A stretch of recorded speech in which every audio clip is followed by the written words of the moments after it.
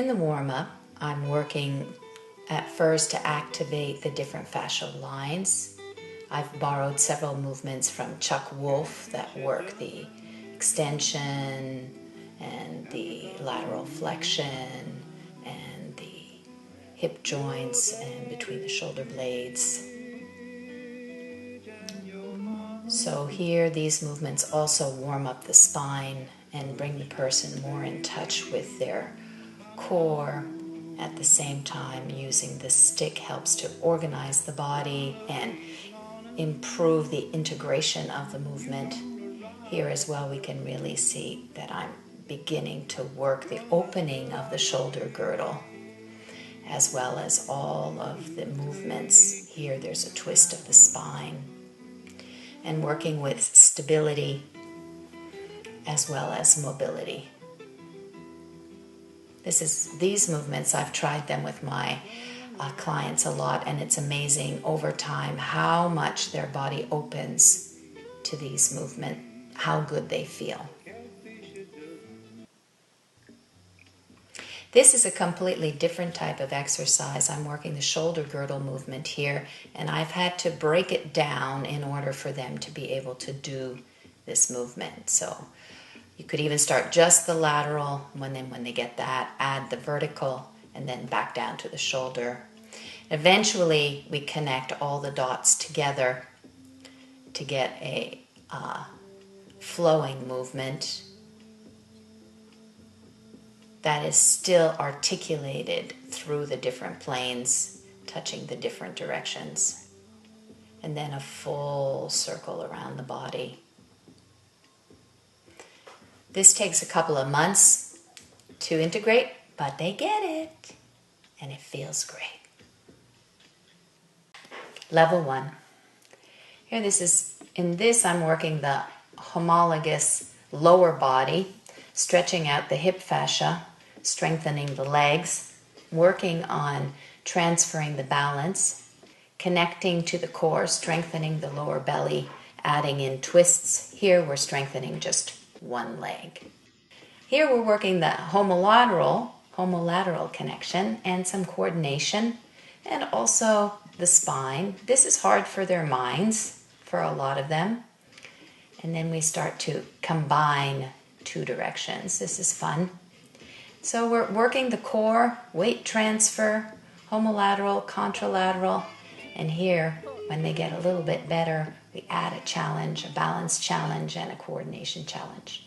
Now I'm working the upper homologous connection, so symmetry through the upper body with a balance here. Here I'm going to work weight transfer, but first we start by working just simply dorsiflexion. You'd be amazed how many people have ankles of cement. If it's tight at the ankle, it's tight all the way up. They also really don't have good movement through the feet for weight transfer, so I practice that.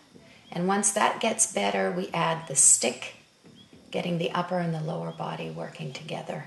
And then when they get better at that, we add a balance which kind of extends out of the rocking movement. We do front-back weight transfer and then lateral transfer. They're particularly not good at this. They have trouble maintaining the same level, and they have a hard time understanding how to push through the ground. So I take the time to teach them that. And then we extend, integrating the upper body and the lower body and adding a balance. While working with the center line of integration and the two homologous connections.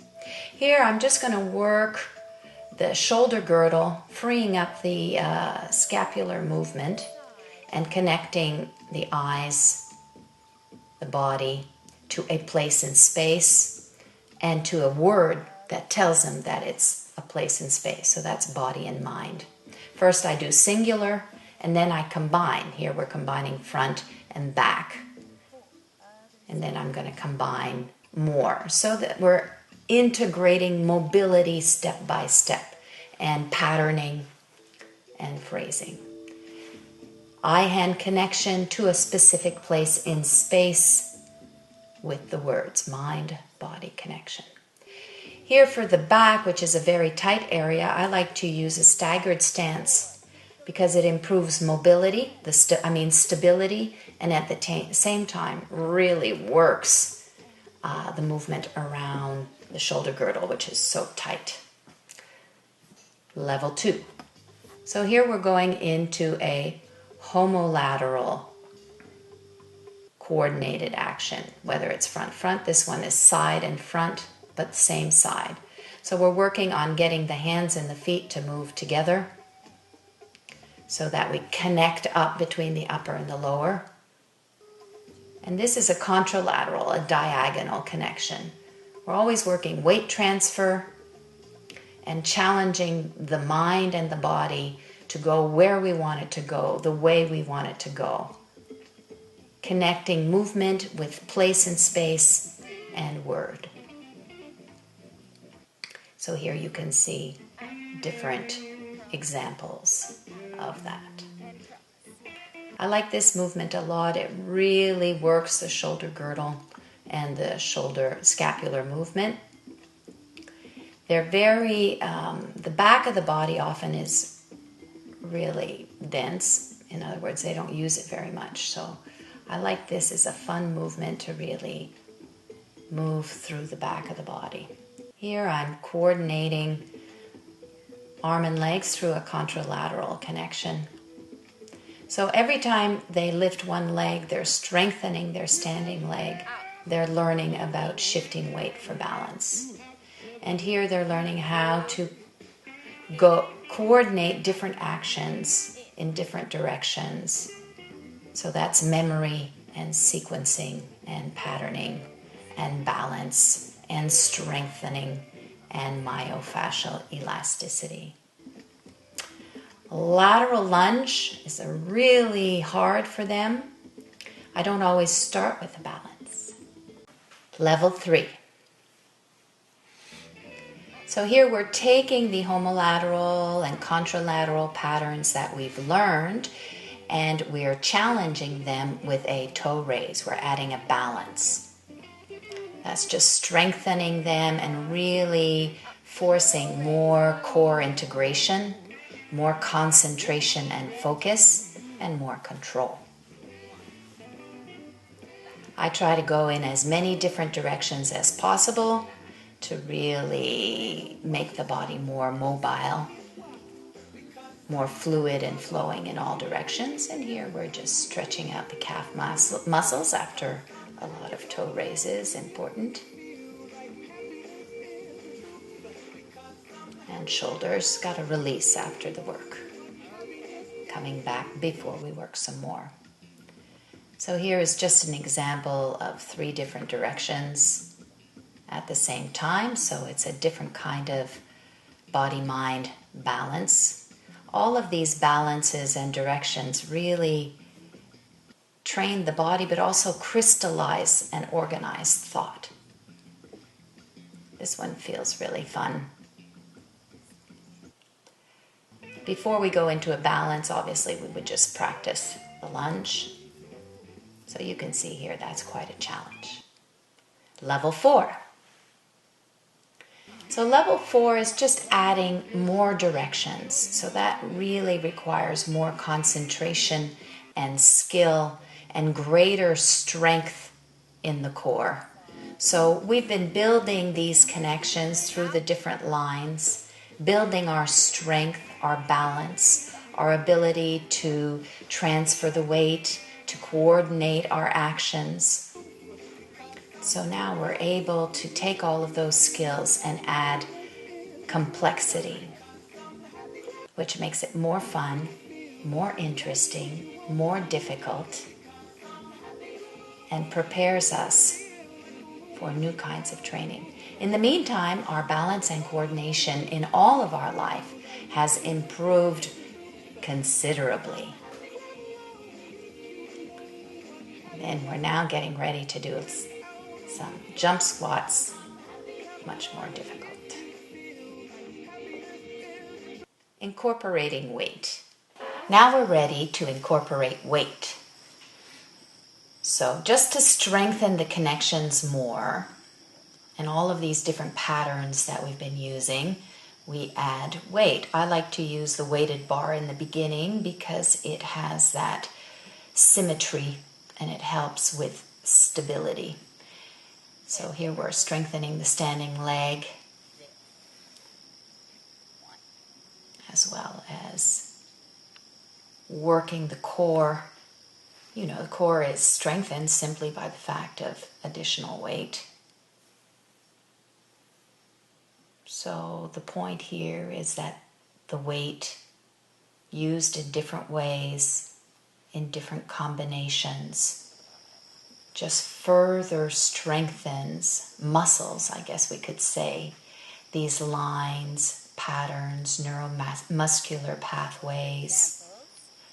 And since we've already, improved the myofascial elasticity, it's interesting to add weight to a body that's already more mobile.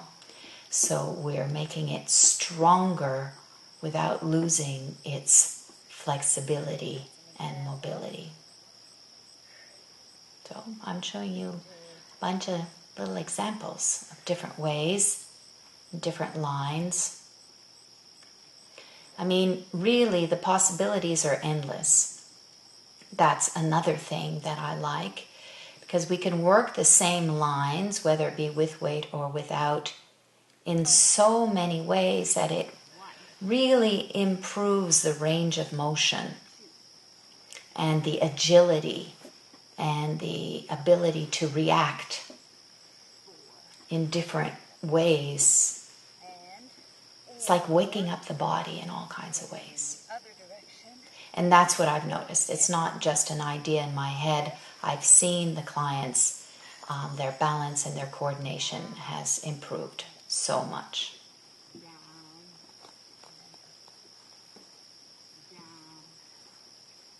Of course, in the beginning when they do this one, the bar is a little not horizontal, but with practice we get better, and that's the point. I do a lot of cueing. I cue about weight transfer. I cue about pulling in the lower belly. I cue drawing the chin in to keep the cervical spine and head aligned with the body. I cue pushing from the heel or the feet into the ground. I talk about feeling the shoulder blades, feeling the connection from the shoulder girdle down into the belly, from the legs up into the belly. And I work with breath.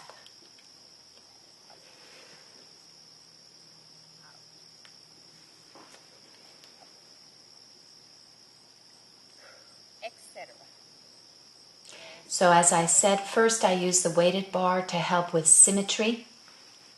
And then once their bodies are stronger, we work with handheld weights, either one weight at a time first, and then 2 weights. Nice little stretch here. It's important I like with the older bodies to always make sure we return to a more neutral body before we add more strengthening. So here I'm adding the challenge of lifting the head. That requires a lot of skill. Anyway, you get it? There's a lot you could do. That. You could do 2. So I'm just giving you a few examples here. And maybe I'm getting a little tired too. 1 arm front, 1 arm side, alternating. See the head here? No banana, I call it. Oh, adding a leg. Alternating weight. Alternating sides, shifting weight. Good. Coordinating the arms and the legs. Simply up on the toes with the weight. Adding a little balance.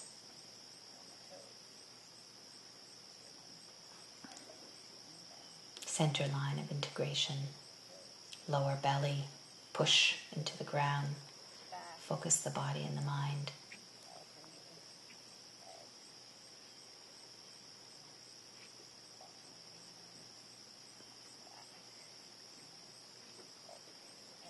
These are still simple movements, but that's how we start.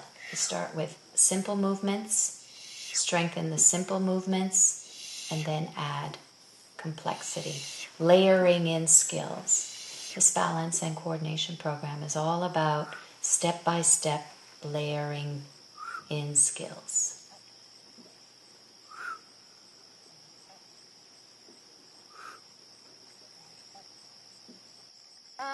Get the idea, Pete? You got it.